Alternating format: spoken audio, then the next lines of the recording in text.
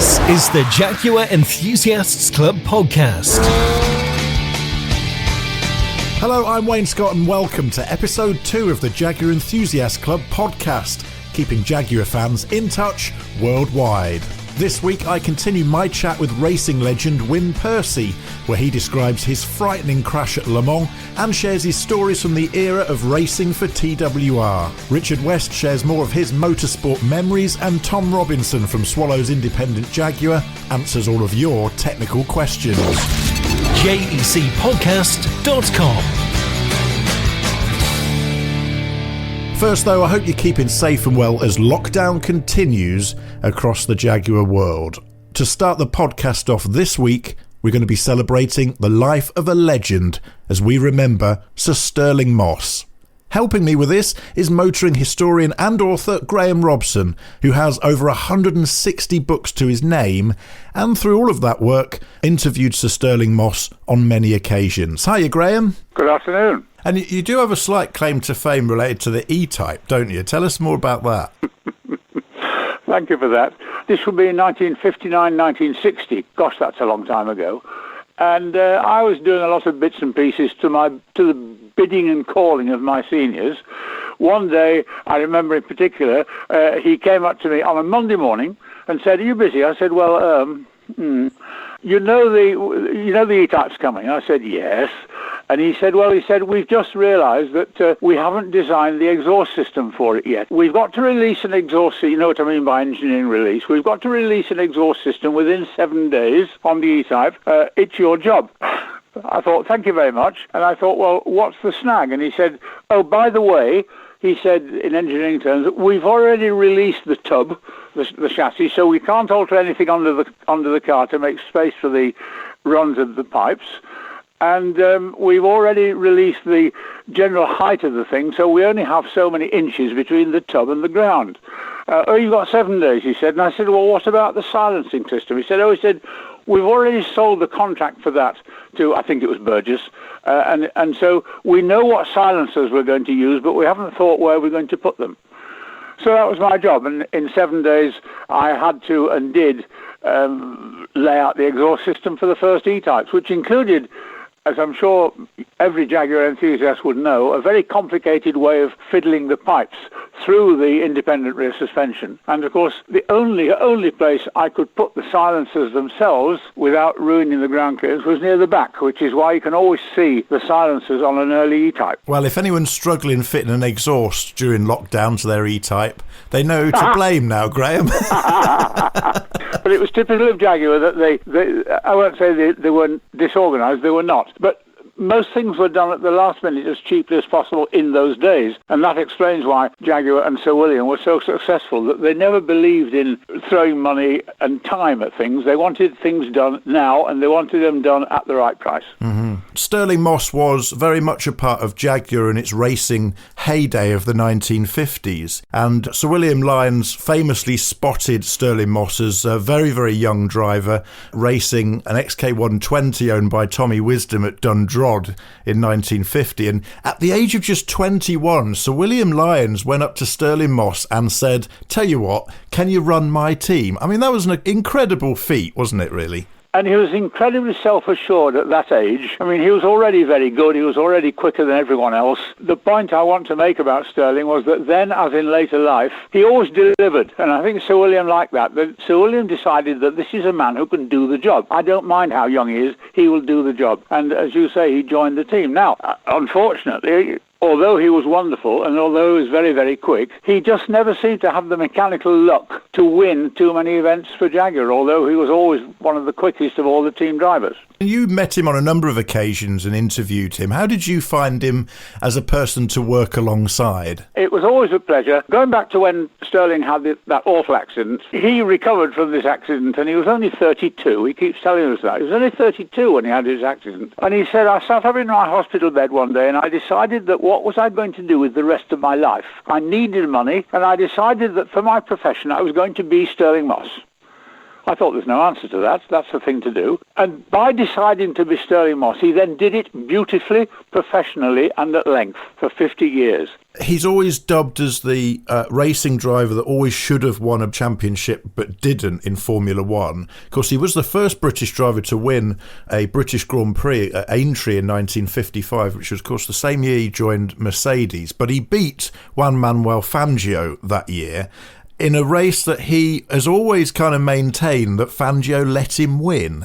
That was the first British Grand Prix I ever went to, and I saw that event, and I can tell you that we didn't know even then or afterwards whether, if you like, Fangio had lifted his foot at the last minute, but there's certainly, if you saw the newsreel shots only the other day, they crossed the line about half a car's length apart, and it was just a wonderful finish. Was it stage managed? I don't know, but he was a supreme driver, and I think Fangio thought, right, okay, he's been my apprentice long enough, let's see just how good he is, and they had a wonderful day.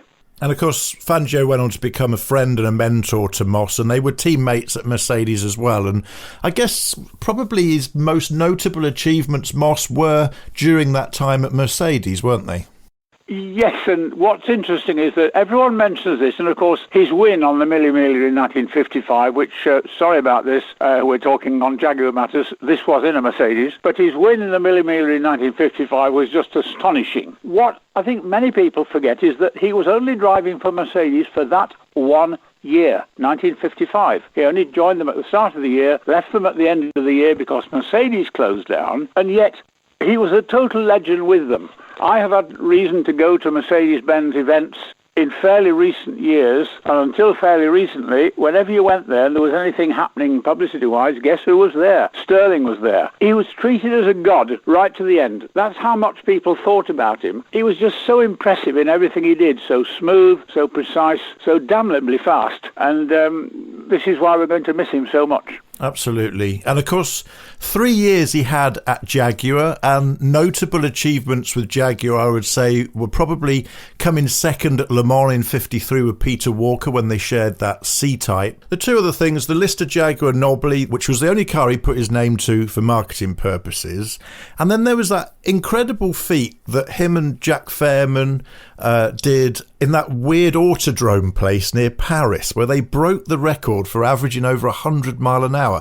This was the era of speed records, wasn't it, as well? Can you consider looking at Montlhéry, which was a bank circuit, fairly steep bankings, by the way. I went round there on press occasions occasionally, for day after day after day, for 7 days, just driving an XK120, which was fine, but I guess that even in those days, he didn't even have a radio to listen to.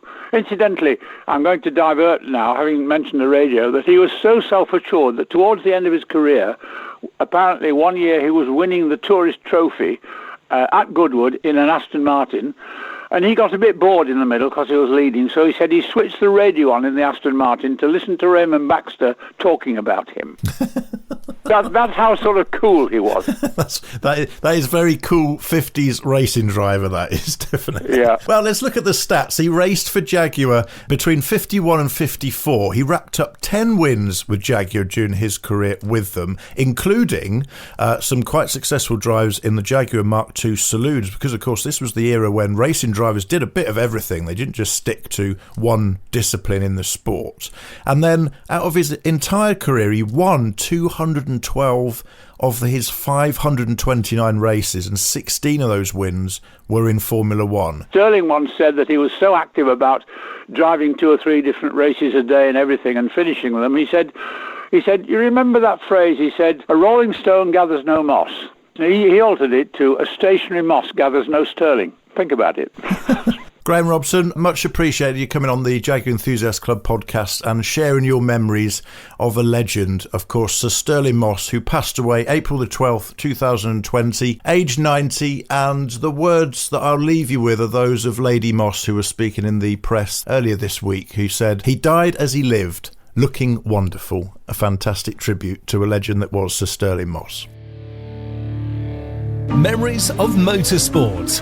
Richard remembers on the Jaguar Enthusiasts Club podcast.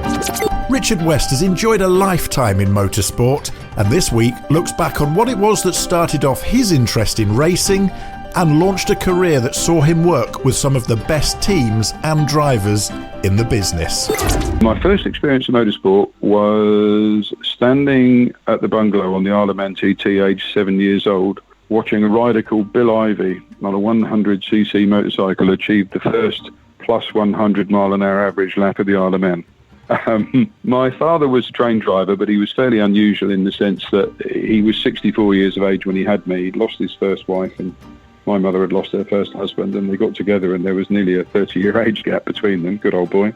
And a year after they got married, I was on the scene, and as my dad grew older, he became an old gentleman, and I needed to be brought up. And my family, one of my nephews, was into motorcycle racing. And for many years, I was taking motorcycle racing to all of the classic UK circuits. I went to Brno in Czechoslovakia, went to the Isle of Man 6 times, met Agostini and Mike Hailwood and Percy Tate and, guys like that, Phil Reed. And it just gets in your blood. And things with engines always fascinated me. And I'd convinced myself for many years that I was very talented, which I should have learnt when I crashed a go-kart age 13 and injured myself. Probably wasn't the truth. But it all came to the fore when I left college at 17, not particularly very well academically qualified. Went through a number of jobs. And my girlfriend at the time, her brother said, listen, if you carry on like this, you're going to be unemployed. You need to do an automotive apprenticeship. And I was apprenticed at a Ford main dealership in Reading, and they were an RS dealer. And within a matter of days, I realised that half the workshop was full of Ford Granadas and Ford Zephyrs and transit vans with flashing blue lights on. And the other half was full of big wing Mark I Ford Escort RS 1600s and Mexicos.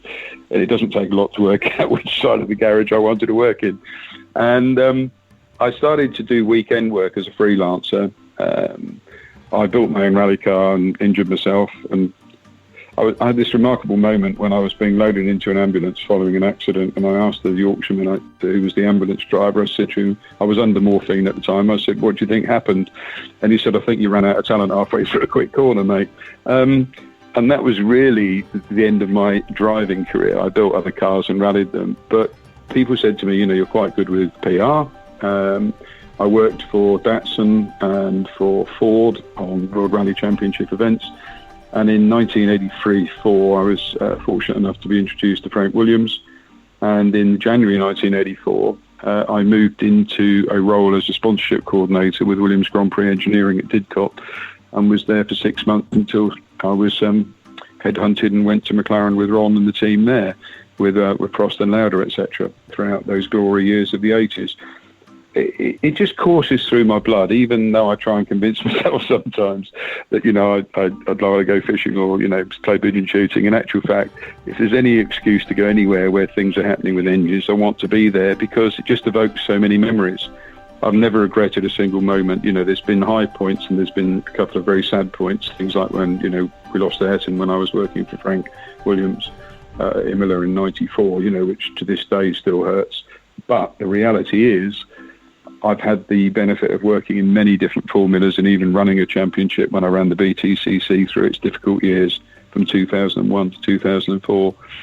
And I just wouldn't have missed a second of it. And I do feel truly blessed. And had it not been for my late nephew standing me on that veranda, age 6 or 7 or whatever I was, watching Bill Ivey, who was a bit of a rock star legend in those days, as well as a fantastic rider, I probably wouldn't have gone and done what I did. But the bug bit, and as you well know, because you're passionate about it as well, as are many of our members, once the bug bites, you're stuck with it. You can't, it never leaves you. You're listening to the Jaguar Enthusiasts Club podcast. Sharing the passion, sharing the knowledge. All your questions answered with the Jaguar model experts. Joining us again this week on the Jaguar Enthusiast Club podcast is our technical guru from Swallows Independent Jaguar. Tom Robinson joins us. Hiya, Tom. Hi, Wayne. Tom, what have you been up to in the workshop this week? We're still working our way through the Maguire's build, so getting ready for the next episode. We've got a couple of vehicles that are in for some kind of long-term work. We're doing head gasket on an XKR at the moment, so the boys have been busy with that. And just a couple of general services this week that's still going ahead, and some people are still getting MOTs done. So, yeah, that's what we've been up to at the moment. Well, it's good to hear you're still busy, and I'm about to make you even busier because we've got some technical questions from the listeners to the Jaguar Enthusiast Club podcast, and we start with our first audio message from Andy Webber. I parked my 2016 XJ in the garage for 3 weeks because I knew I wouldn't be using it. I had it on a trickle charger. I then went to start the car, but the error message came up, smart key not recognised. I tried it with both keys. It took me 5 or 10 minutes to get the car to respond, at which case I took it out of the garage and I've taken it for a couple of runs now, short runs, with both keys in the car, still getting the same message, and it's still taking me 4 or 5 minutes to start the car. I have changed the batteries in the remotes, but to no avail. The remote functions are working absolutely fine in terms of unlocking and locking the car, but I'm still getting this error message by the car itself when trying to start it. Any help, much appreciated. Thank you. Right, okay, that's interesting actually, because we have experienced that issue here ourselves when we've had batteries disconnected off vehicles. So first things first, I don't know whether he's already tried this, but I would obviously reconnect the battery back up and just shut all the doors, lock the vehicle down and arm it so it's in an armed state, so double lock the car, and just leave it for sort of 3 minutes, let the car fully shut down, then reopen the car and then just try this process again. And there's just a couple of pointers as well to make sure is just make sure the keys, if they are in your pocket, that they're not near any sort of electrical devices. This can cause sort of interference, and maybe actually try putting the key in the dock or in the center console where the receiver is, or actually on the steering column. Now, if that fault is still proceeding and it looks like you've already potentially replaced the batteries on the key fobs, I would then probably suggest there's maybe a receiver issue there, or it's not recognising that key, so we'd have to carry out a couple of checks. But I would try that process first. Just make sure you lock all of the car, everything's shut. Just leave it for 3 minutes, let everything shut down, reopen and run the process again. If it still persists, it will need to be looked at, unfortunately, and we'll run some basic diagnostics on it. Okay, so Andy in South Wales, not too far away from you, so hopefully if that doesn't solve it, you can come and get in touch with you. On to our next question, sent in by the contact form, this one, at jecpodcast.com, and it comes from Rob Cottrell. He's got a 2011 5-litre XK, and he's asking about gearbox oil changes. He says, even though a lot of what I've read says that Jaguar say the gearbox is sealed for life, opinion seems to suggest that I should change the oil. ZF themselves have created a video recommending a change of oil and plastic pan and filter between 50,000 and 75,000 miles or 8 years. He says, my gearbox is the 6HP28, and although the car has only covered 44,000, it's almost 9 years old, so I want to change it. Firstly, is it essential to use ZF original parts and Lifeguard fluid, as there are cheaper quality options? Secondly, I understand there is also an electrical connector that is prone to weep and is worth replacing at the same time. Can you tell me what that connector is, please, and whether there are any other cheaper options on the oils? It's something we get asked all the time, because you are absolutely correct. Jaguar say that gearbox is sealed for life, but I mean, I don't know what Jaguar call life, so it's a really good point. So we deal directly with the ZF gearbox manufacturers. We're a ProTech centre, and with the training that we've been given by them, they do recommend 50 to 70k all the 8 years, as you've already said. Now, we always stick to this guidance and recommend to budget this in with your general service and maintenance. Now, I'm also afraid it is essential to use the 6-speed Lifeguard oil, as with other alternatives, this can cause damage to the clutch back. Now, the electrical connector you're talking about, you're absolutely correct. It is absolutely essential to replace that with your gearbox sump pan. One, they're really common to leaking, and it's really accessible to replace that block connector at the same time. Now, most of the service kits actually come with the block connector, or you can get it directly from Jaguar themselves, but ZF do sell the sump kit and all of the oil as one kit. Now, the sump on these is the filter as well, just to make that clear. The sump and filter are the same item. Okay, now just another couple of points just to make everyone aware of that. When you do the oil and filters on these, they are really awkward to get the oil level right, and they do have to be checked detect an exact temperature. So when we do the oil changes, we actually connect up to the diagnostics that can see the temperature of the gearbox. So I would recommend going to a specialist to get this job done. And what does that electrical connector do, Tom? So the electrical connector is actually the main car harness. So it connects to the gearbox. The module in these gearboxes is internal. So it is the main harness from the gearbox to the car. There's like an internal O-ring on there which can leak into the block connector, which can cause sort of communication issues.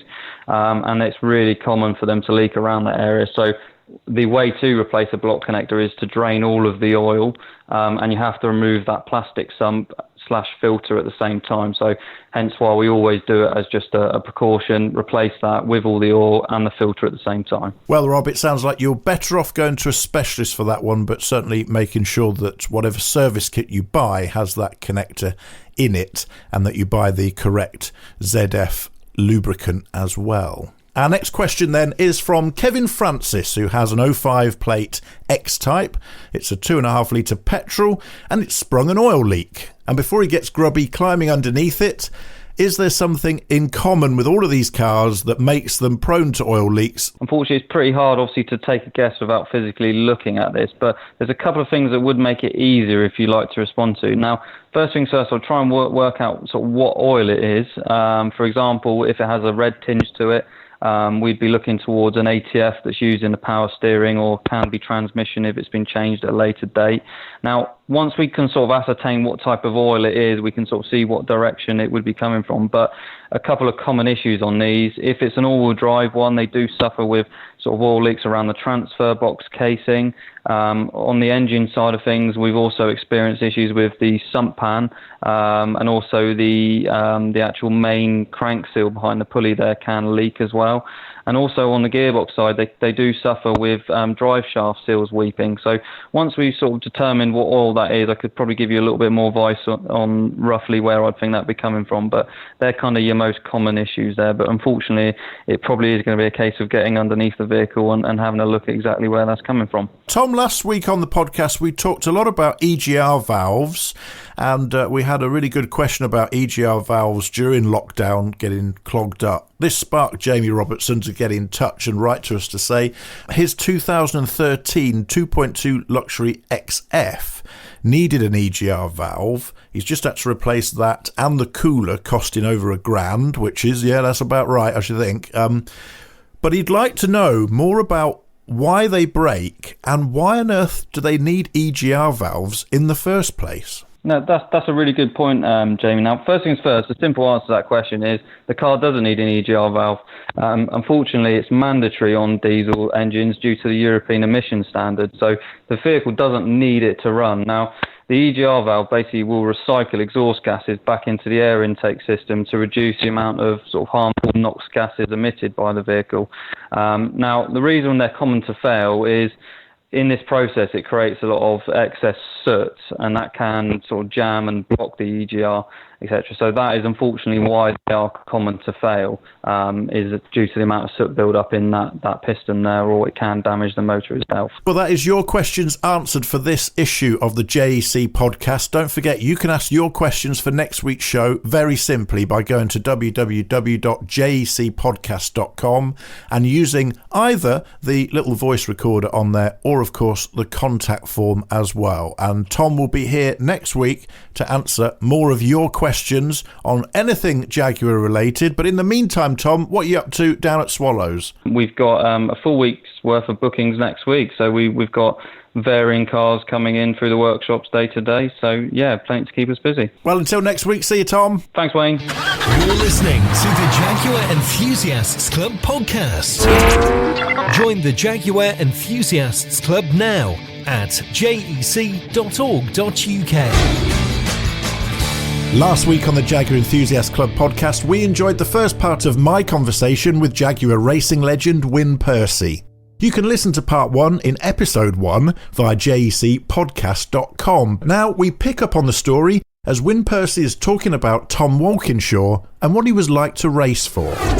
Hey, did you get a real sense from very early days with Tom that he really pushed his drivers quite hard? Yeah, he wanted the best. He really did want you. Otherwise, it was goodbye without any question. But, you know, he wasn't used, and I a great respect for him, but he wasn't used to be stood up to, because at the end of 81, he said to me at Thruxton, after I won the championship, in the last race, there was one to go actually, we didn't do that. He wanted to take the car to Zolder to show the Europeans that we could do well. And I actually went to Zolder and won a two-piece race in the RX-7 against all the big Camaros and Capris and everything. So that pleased him. But anyway, I got out of the car at Thruxton. He said, well done, mate, shook hands. Oh, and he put it up to 8,000 that year, which was, $2,000 bonus increase. So that was pretty good. Anyway, I got out of the car and he said, it's a shame I haven't got a drive for you next year. And I thought, wow, I don't believe it. He's took me away from Toyota and he's dumped me. I couldn't believe it. So anyway, I went off down the pit lane feeling pretty sorry for myself. And Mike Copeland was there outside the Toyota pits. Mike was Toyota's motorsport manager. He was the guy that had looked after me, 76, 75, 76, right through till Tom took me. He said, what's wrong? He said, we just won the championship. I said, you won't believe it, but I haven't got a drive next year. He said, we'll take you back. I said, really? He said, of course we will, now. And I said, but we're driving what? He said, the 1600 Corolla. We've dropped the Celica. We'd like you in the Corolla. And yeah, we'd love it. Would you do it? And we shook hands. And to me, a handshake is a signature. That's it. Yeah. I don't go back on it. So I walked back up the pit lane, went into Tom's, well, it wasn't a motorhome, but a big caravan at the time. And he said, come on then. He said, we'll sit down and talk about next year. I said, I'm just getting my kit, Tom. Don't worry, it's not a problem. I've got the drive. Don't be stupid, he said, you're driving a Rover.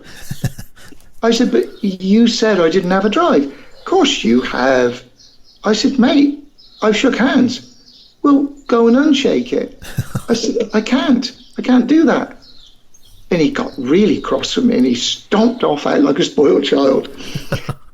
But anyway, I went and drove the Toyota and won the championship and beat the Rovers, really. I really bugged him. That little Corolla was quite amazing, actually. If you, somewhere like Thruxton, you could actually slipstream the Rovers all up the back straight because they'd all be bunched up. You could outbrake them and come out of the chicane in front of them. And it used to really bug them. In fact, dear old Frank Sittner, I actually crossed the line in front of him with his Tom Walkinshaw Rover one day. And, he actually fell out with Tom in a big way.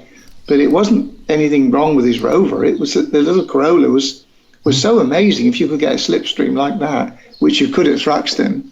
Mind you, when you did get in the Rover SD1, you did quite well in it, didn't you? Let's be honest. Well, the Rover was probably one of the easiest touring cars ever. I mean, they'd had years of development. It was the latter part of their development. And I think the first 85, we won, was it 7 of the 500k races in Europe that year, Tom and I? Yeah, it was a fantastic car to drive. I absolutely loved it. I don't think I've ever had a car that I didn't really like, to be honest. I mean, you can work on a car if the team are prepared to listen and help a driver. Between the two of you, you can get the best out of a car. Eventually, although Tom, I guess, kind of saw you as his touring car star, he did eventually put you into one of those early Group C cars, the XJR6. Was this something that really appealed to you? Was it an ambition of yours at the time? And what were your first impressions coming from a touring car discipline into Group C? He wouldn't let me ever go and drive a Group C car. And it really, in fact, we were up at Donington, and that was the number 5 car, the green one, before the latter Group C cars, the Silk Cut cars, came out. And Hans Hare was up at Donington doing a day's testing with that car. And I was there with the Rover. I finished my testing, and I went down the pit lane, and Tom was there waiting for Hans to come in. Hans then, about 4 o'clock, had to go to the airport to get his plane home. So he disappeared. I said to Tom, can I drive it? He said, no. I said, please, can I drive it? He said, no, you're a touring car driver. You're not going to drive it. So anyway, he got in it. He went out the pit lane, bang, bang, bang, bang on the rev limiter, driving it like typical Tom, grabbed the damn thing. His first flying lap was quicker than Hans had been all day. So he came in, I said, give me a go. He said, no. Second time he came in, I said the same. He said, no. He said, I tell you what. He said, if there's still time when I've finished, you can have a go. So I thought, that'll be good. So I stayed there with my overalls on, waited and waited. He came in at 5 to 5. They closed the circuit at 5, and he said, you can have a go now. What was the point? So I drove back to Weymouth in the right strop. And then we were coming back from Australia. I thought coming back to England. We ended up going to Paul Ricard. And he said, look, if you and Armin want to drive the Group C, you can. If, however, don't be proud. If you don't like it, don't worry, don't do it. But if you want, you guys can do Le Mans, which was 86. And we were there with all the Formula One drivers and all the sports car drivers and all. And we had our turn. And it took me about a lap to absolutely love it. I really loved it. Mm-hmm. And I was doing the times of everyone else. And something happened on the Wednesday. It was quite funny, actually, because we had the whole long circuit, which is unusual these days. And going up the long back straight, the Scene Straight, there was a single-seater on that day, which I didn't know who it was. Didn't even know what the car was. I didn't know anybody else was there that day. But anyway, it was going up the Scene Straight. I was doing about 210, 212 miles an hour. And I went by it and waved and went on round the top of Scene into the narrow part, tighter part of the circuit. And it got on my tail, so I eased slightly and it went by. Did my hour running, got out of the car, and I said, what was that little single-seater? And everybody started laughing. It was Prost in the McLaren. But, of course, 185 was about all he would do, and the Jaguar was that much quicker, you know. Mm. And I had no idea. I thought that was really funny, actually. But it was a fantastic day's running. I really loved it. And then Armin and I went to Le Mans. And I was with Armin and Brancatelli, I think, that year. And we were running really well at about 2 a.m. And a drive shaft went and threw me up the escape road at the Porsche curves. And that was the end of the race. But we were well up at that time and really enjoying it. Take us back then to 1987, that fateful year at Le Mans, and you are asleep in your caravan and there's a knock at the door and it's Tom Walkinshaw telling you to get in the car. Tell us how things played out from that point onwards that year. Well, he didn't actually tell me to get in it, to be honest, because he'd had this awful feeling that I shouldn't drive it that year. It was his feeling. He didn't want me to drive it that year. But he said, you can qualify it, but I don't want you to drive it. Yeah, it was about, I don't know, 1 o'clock in the morning, I can't remember. And I was sound asleep, thinking, well, that's it. I guess I haven't got to drive. And he came in, he said, look, I've got a problem. He said, would you drive it? And I said, of course I will. That's what I'm here for.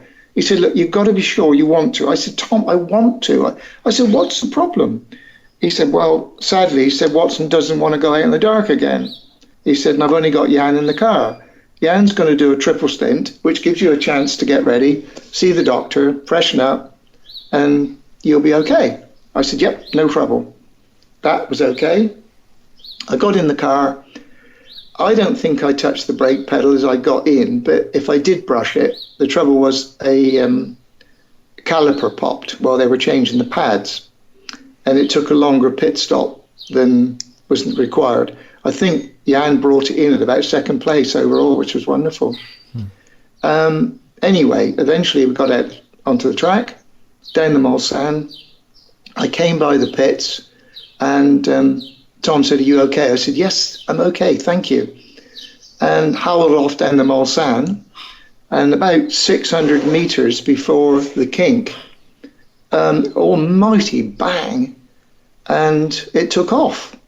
And I hunched up like an aircraft because, like being in an aircraft crash, I'm told, there wasn't any point holding onto the wheel or hitting pedals or anything. And I don't know why, but I closed my eyes as well, which was a bit stupid. Anyway, I opened them and I was in the night sky above those huge trees going down the Mulsanne, just slowly rotating in the night sky. And then it started to land and I thought, this is really going to hurt. And it crashed from the left to the right, to the left to the right. went round the kink, and ended up about 300 metres down the road. So it actually crashed for 600 metres. And it ended up on its bottom without anything, no wheels, suspension, bodywork, doors gone. And I literally undid the belt, unplugged the radio, very carefully, because Tom was giving us a right rollicking for pulling the aerials and breaking them, and they were £1 each. And I then walked away, got over the Armco, and the Toyota boys were in the trees because Alan Jones had already blown the Toyota up. And they said, "Oh, Percy-san, take you home, take you to the pits." So that happened. They took me back because it's a long way from there back to the pits. Yeah. And I think, Martin was one of the first Jaguars through the wreckage, and he reported in to say, "Tom, it's one of ours. I can see the bodywork. Who is it?" And then they realised it was me. I got back to the pits, and Tom was just stood like a white pillar. He looked absolutely ashen. And he said, "Are you all right?" I said, yeah, I'm okay, thank you. He said, "What happened?" I said, "I honestly don't know, Tom." I said, "There was just a big bang." He said, "But no warning." I said, "No, because we had a Formula One setup on the dash that year. It was a fuel setup for Formula One boys, but we changed it to tyre temperature. So if either corner tyre deflated or overheated slightly, a light would come on. You'd press the light, and if it was just a slight wavering of the temperature, you'd ignore it, watch the light, but ignore it, watch the gauge. If it escalated, you back off. But it didn't give me any warning at all, so I didn't lift off. No way. And it turned out that where we had the pit stops, we hadn't thought of it, obviously, nobody thought of it, but all the marbles, the bits of rubber off the track, had stuck and sealed the sensors off. They covered the sensors over and the edges of the bodywork. So I wasn't getting the message that I should have done. But amazingly, the year before, 86, poor old Joe Gartner died down the Mulsanne, where his Porsche had locked up and gone into the trees.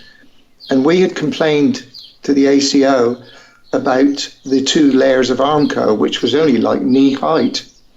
And we almost demanded, whatever you want to call it, an extra layer all down the Mulsanne. And they did it. And it was that layer that saved my life, really, because I took the top of it off everywhere. I think the pace car was out for like 3 hours or something, Wow. Well, I know from talking to Andy Wallace at the Summer Jaguar Festival at Blenheim Palace last year, he was very candid about the fact that the knowledge of your accident and the fact that it had come about because of the pressures they were putting on the tyres with the speeds that you were pulling down Mulsanne, it was something that he could never really sort of get out the back of his mind. Do you know, in fairness to Dunlop, those boys spent hours finding bits of rubber, and they discovered that it was a normal puncture. It wasn't a tyre failure. It was a puncture, because on my first outlap, on the actual outlap, around the back of the circuit at Indianapolis, there had been a crash, and I had to slow and go round the flags and the situation. So obviously I'd picked up something. And in hindsight, the marshals on the Mulsanne, prior to where the explosion happened, they said sparks were coming out under the car, so it was already losing its ride height. I think, in all honesty, if I'd been in that motor car since 4 o'clock in the afternoon or doing my normal stints, I would have sensed that the car was having a problem. Mm-hmm. But because it was my first, in effect, flying lap, I hadn't been in it long enough and settled in it to realise, Mm-hmm. But the Mulsanne was never a worry. I mean, you just kept your foot flat, and I think 242 miles an hour is what we were doing that year. And you just literally... I remember one day, because, when you do an hour there, it's a long time in that Mulsanne, and you flex your fingers and you sort of relax and loosen a bit, and the kink is flat out, although that you do tighten the grip a little bit for that. I actually radioed into Eddie on the radio, and my full name, don't laugh, is Winston Walter Frederick Lawrence Percy. And I said, "Eddie, this is WWFLP calling, I'm bored." And he said, "Oh, Win, shut up, get off the radio." But a whole minute of just holding the pedal flat, you know. The chicanes have spoilt it. I know safety comes into it, but... There is a bit of a legend around that story that hopefully you can clear up for us, and that apparently Tom was so concerned about you getting in the car because he'd had some kind of premonition about this happening. Is that true? Yeah, I'm afraid it is, mate. I went down with him in his plane, and he said, "Look, you're not going to get in the car. You're not going to race it." He said, "You can qualify, you're not going to race it." I said, "Why?" He said, "It doesn't matter." And of course I kept on. I said, "Tom, I want to drive it. I mean, 86 was great. I'd already been testing for 87. I wanted to drive it. I could match all their times, the Formula One boys. I wanted to do it before I got too old, you know." And he said, "I had a dream. If you want to know, I had a dream." He said, "One of my cars crashed and the driver was killed, and it was you. That's why you're not getting in it." I said, "Oh, blooming heck." I said, "No, it won't happen, Tom." He said, "You're not driving. That's it." And I accepted it. Wow. But do you know, my last race at Le Mans, and I'm looking at a beautiful model of the car now in a beautiful big box in front of on my desk, was in 505, the D-Type. And that was the first Le Mans Classic. And the races then were 1 hour races, and we did 4 races. And we were all set with Nigel Wedd to go with that beautiful car, and I love that car. And somebody complained, somebody protested our car because it had a 3.8. And although 3.8s were totally eligible for the car, Mike won it in 55 in a 3.4. So Nigel, typical Nigel, fair as can be, wouldn't run the 3.8. So he tried to find a 3.4 everywhere. And one of fellow competitors said, we've got, my father and I, a 3.4. Ben. Ben Eastwick. Ben Eastwick. And he said, "We've got an old 3.4 works engine in the back of the garage somewhere. It's been dumped there for years. If you want it, you can have it. But please, we have it back in good condition." But I don't know what it's like now. So, do you know, Gary Pearson went and got it. He cleaned it, stuffed it in the car, started it. It ran well. I think Gary used it on the road around Silverstone for a couple of days. We took it to Le Mans, and goodness knows how little power it had. It didn't matter. And I managed to win all 4 races with that car, all 4 1-hour races. And the fun of drifting that car around the Porsche curves. I said to Nigel, "You're not going to like this." He said, "What's that?"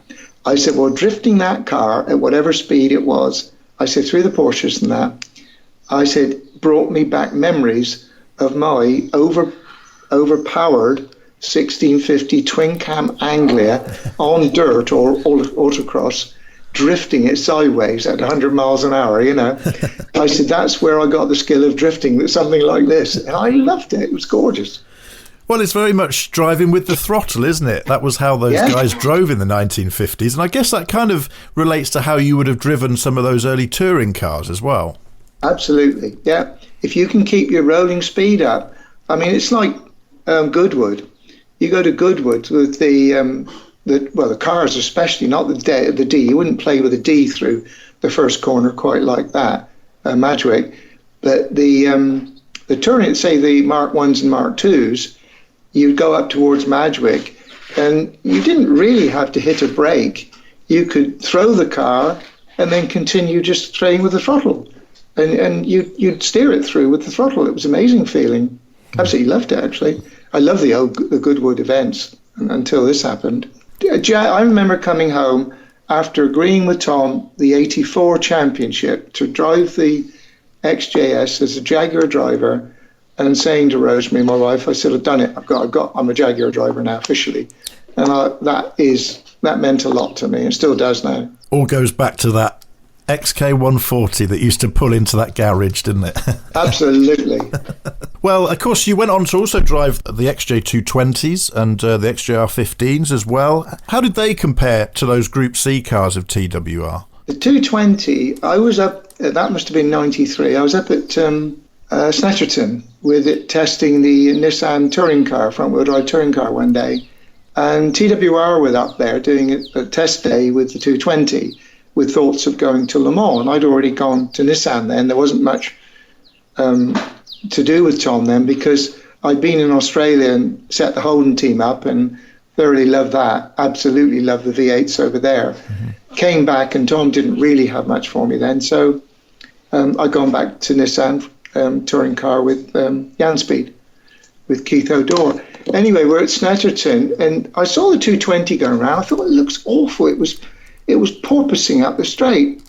And I told the boys that I thought it did. Anyway, the next thing I hear, Tom phoned up and said, you've got half a day at Mallory Park, or we have. Would you like to go up and drive the 220?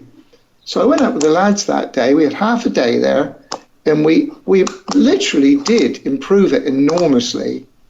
And they said thank you, and I said thanks. I thoroughly enjoyed it. I don't even think I got paid for it, typical Tom. But anyway, then Tom's on the phone. He said, what are you doing Saturday? I said, nothing particular. Why? He said, would you come up to Silverstone to race the 220 in the BRDC race? He said, look, he said, there's a carrot for you. He said, if you win it, he said, I think I can get the money to run 3 of them at Le Mans. That was 93. And I said, yeah, okay, great. And he said, and if you do, then obviously you'll have a drive. So I went up, and honestly, on the Grand Prix circuit, compared with the other cars in the race, although they were quick in their era, this thing suddenly was magic, you know. And on the Grand Prix circuit, in 20 laps, we lapped every car up to second and third, and they were just in front of me over the line. I mean, that's the difference in that type of technology and that type of car.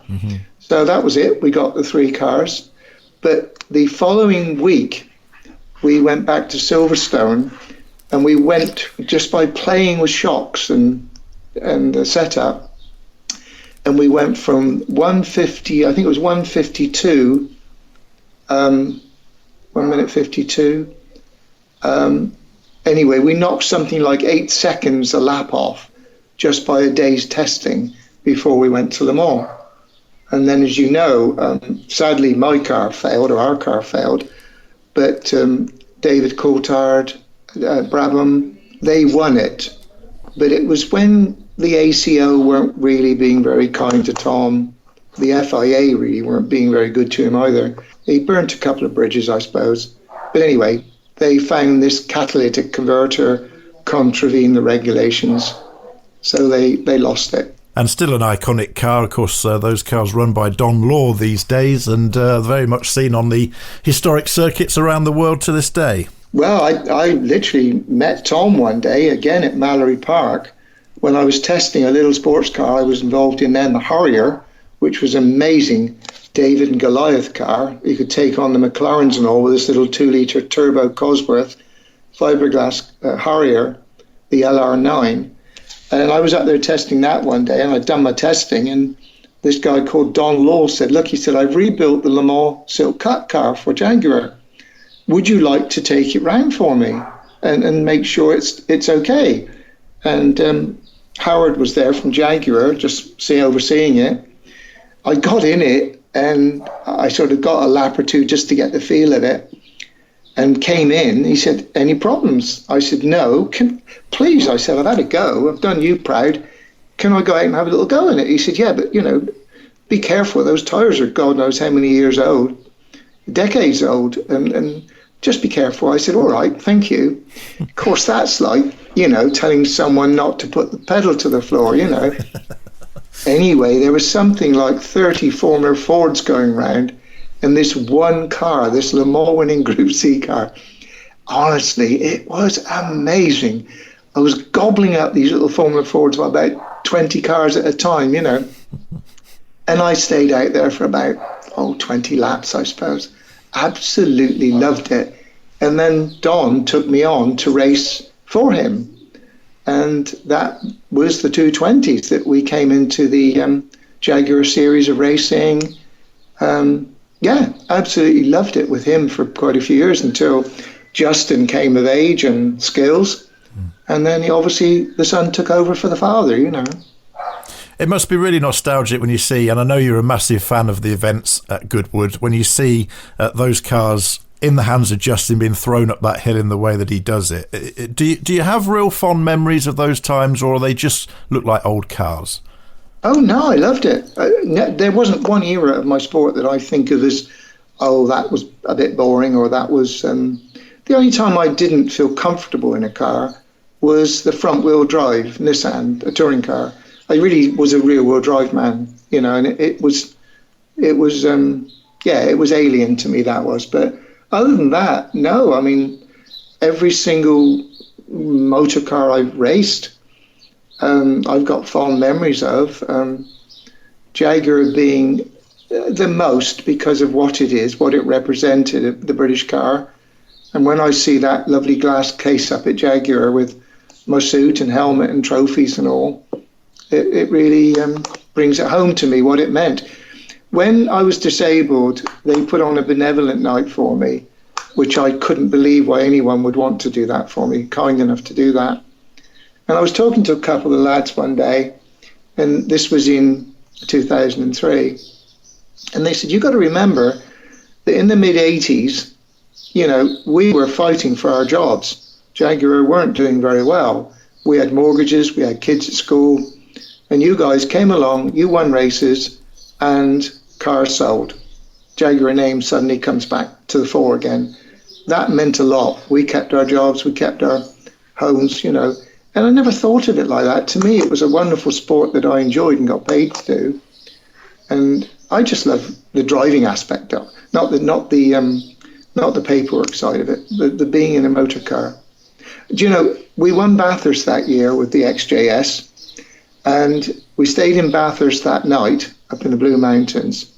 We drove into Sydney the next day, and we all went up to the Jaguar dealer at the King's Cross just to say thank you, because they'd lent us road cars and that sort of thing. You would not believe the Australians that were queued up wanting to buy these cars that won Bathurst. Well, they didn't even know it was XJS, half of them. It was just a Jaguar that won the big race. That's the car to have. And I think, you'll probably find out better than me, but I think Jaguar sales from October when we won Bathurst for the rest of that year were 80% more than they've been for the rest of that year. Something like that anyway.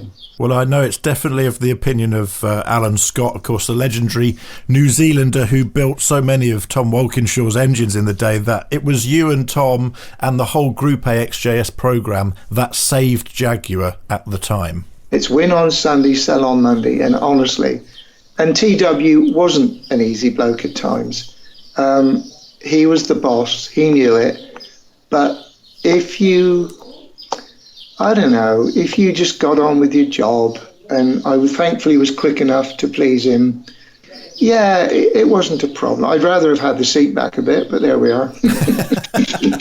Brilliant. Win Percy, thank you so much for joining us at these, difficult times that we find ourselves in here on the Jaguar Enthusiast Club podcast, keeping all Jaguar fans in touch around the world. It's been a real pleasure to hear some of your amazing stories, and we hope to see you at one of our events very, very soon. And I'll let you kick back now and enjoy your Spanish veranda. Thank you, Wayne. All the very best.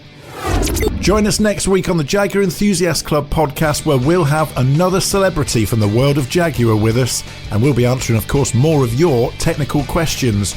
Don't forget to get in touch and send us your questions via jecpodcast.com. Use the voice recorder on there preferably, or of course, you can use the contact form as well. See you next week. This is the Jaguar Enthusiasts Club podcast. Subscribe for new episodes at jecpodcast.com.